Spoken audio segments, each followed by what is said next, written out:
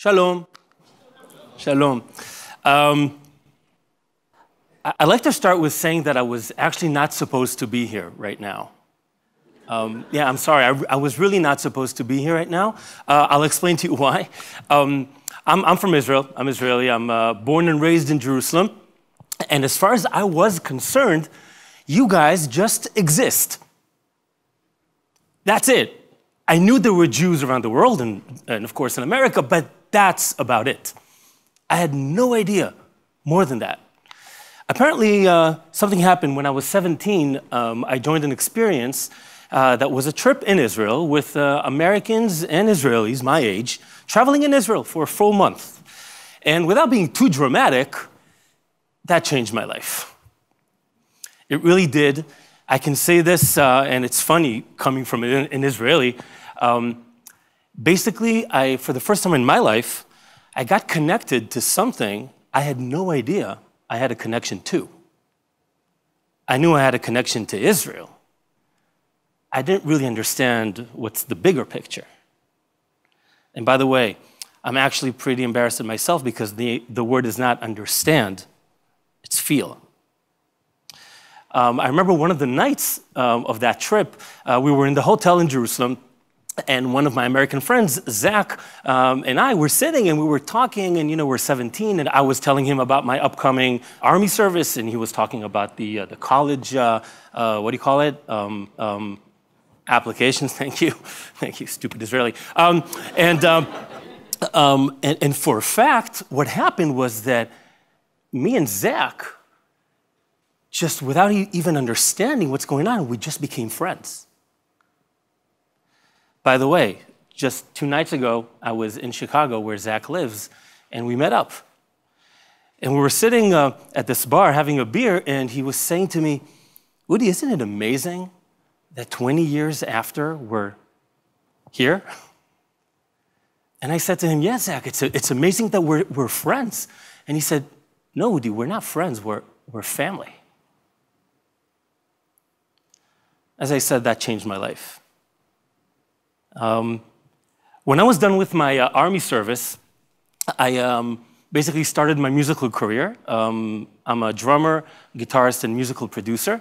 And as I was doing that, I also started leading these Israel trips. Americans and Israelis traveling together, and it made me feel so proud that I'm a part of this amazing world. By the way, at that time when I started, I had no idea that what I'm doing was education. Really. All I knew is that I was doing something which is a part of something which is bigger than I am. And that was amazing. A few years ago, on one of the trips that I led, it was a birthright trip, one of the participants, Dan, came up to me and he said, Udi, sir, so you're an Israeli musician.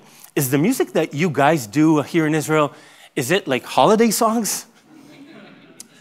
After I got rid of my being offended face, I mean, not that there's anything wrong with holiday songs. I said to him, actually, no, Dan, why we don't do holiday songs? Why do you think that? Well, he said, with a straight face, he said, well, holiday songs are Jewish songs. You're Jewish. You live in the Jewish state. Makes perfect sense. After I got Dan acquainted with a little bit of Israeli music, and by the way, to be more specific, contemporary Israeli music, I thought about Dan's question. I thought about Dan's knowledge before the trip. I thought about Dan's assumptions.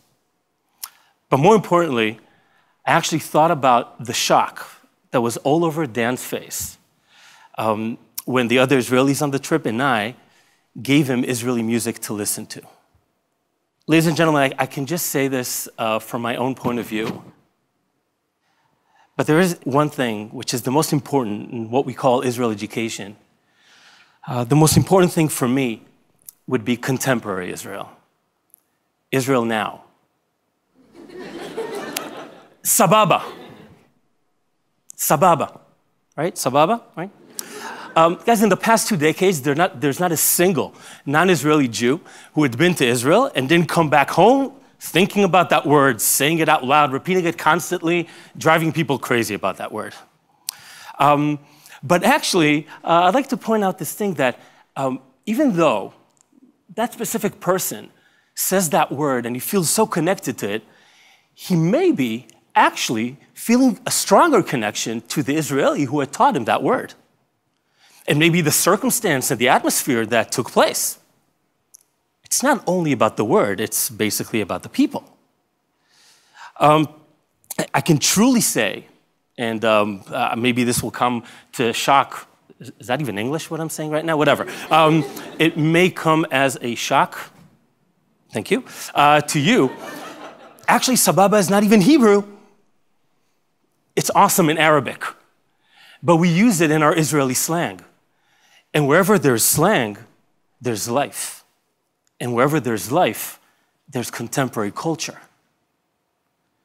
When I think to myself about what I see, the most interesting thing in contemporary Israeli education is what I look at it as the Bible, the Tanakh of true Israeli education, and that would be mifgash. A true mifgash, meeting, is people with people.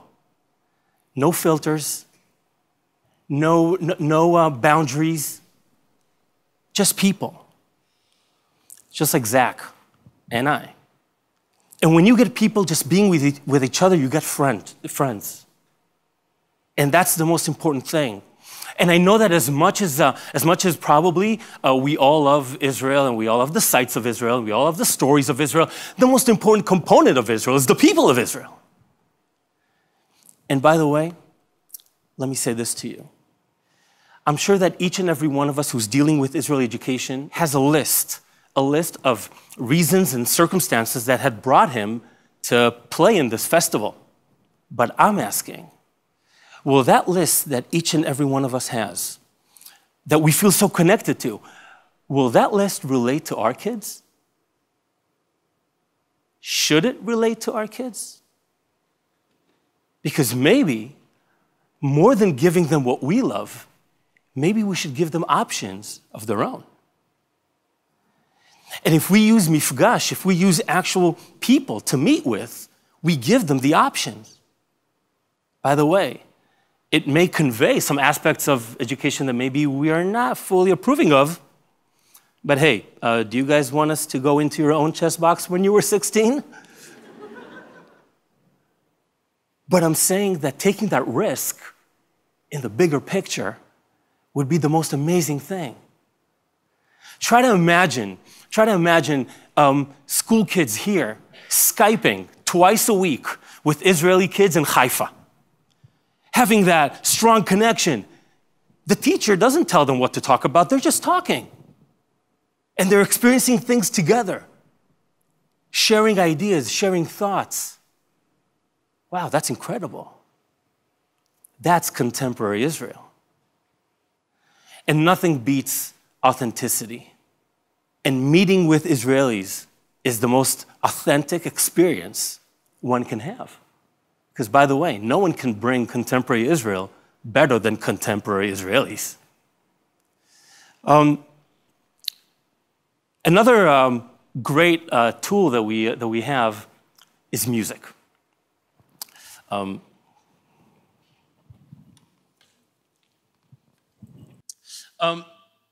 Actually, I'd like to try something with you guys, okay? With everyone here in the room.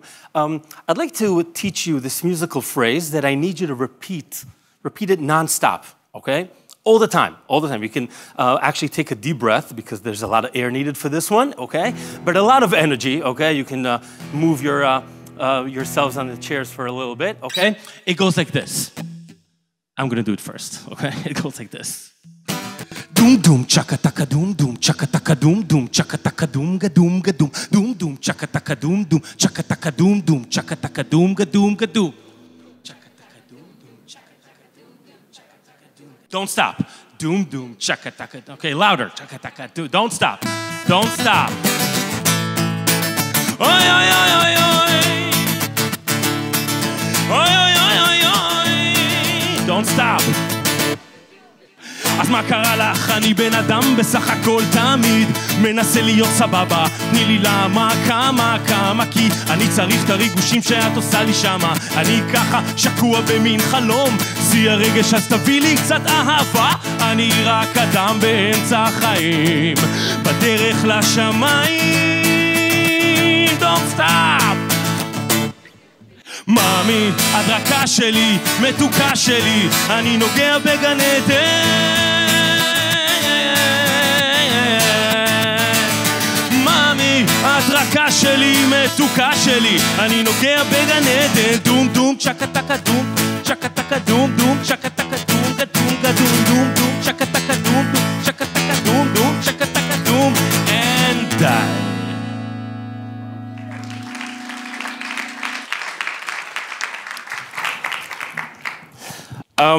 So,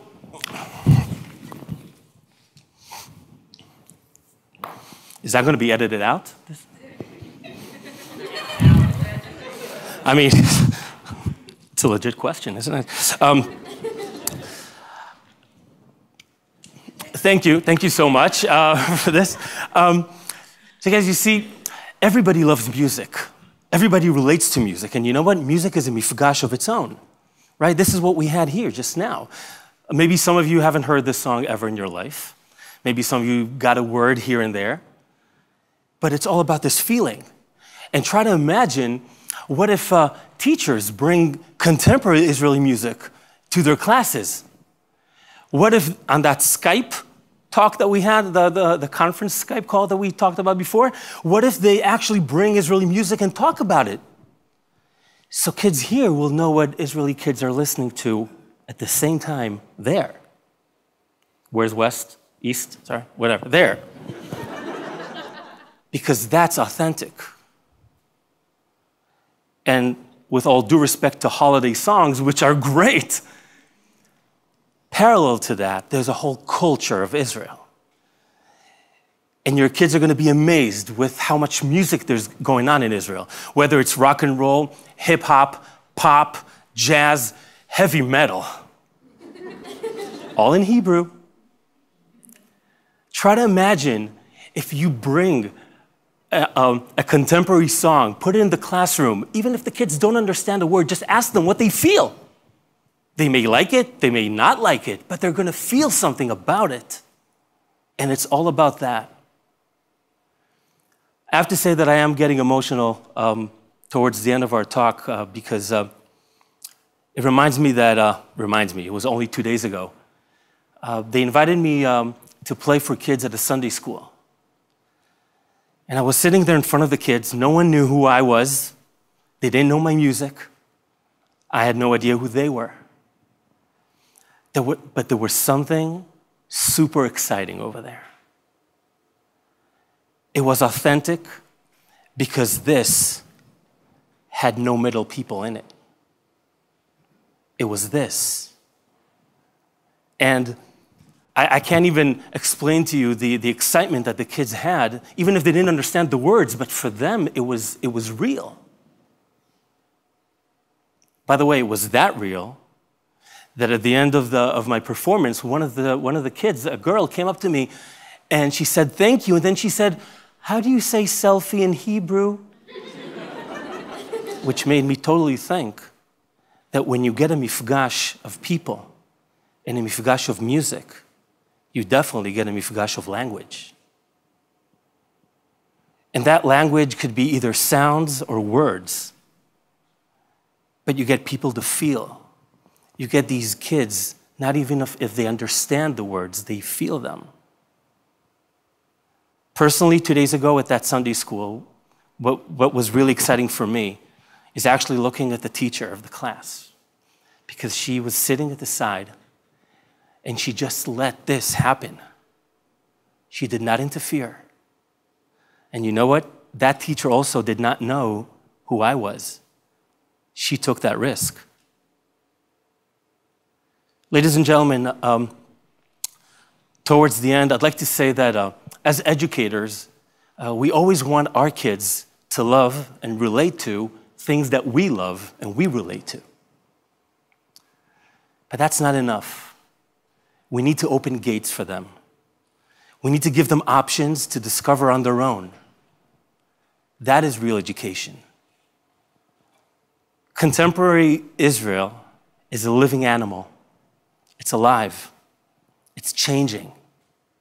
Actually, it changes from not only from one decade to the next one, it changes every day. We live in a crazy country. I urge all of us to take part in this change. Let's flow with that change. Let's be one with that change. Let's be the change. Toda rabba. Thank you. Good luck.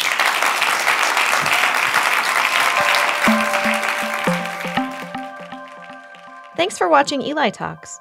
Click through or subscribe to the ELI Talks channel for more inspired Jewish ideas.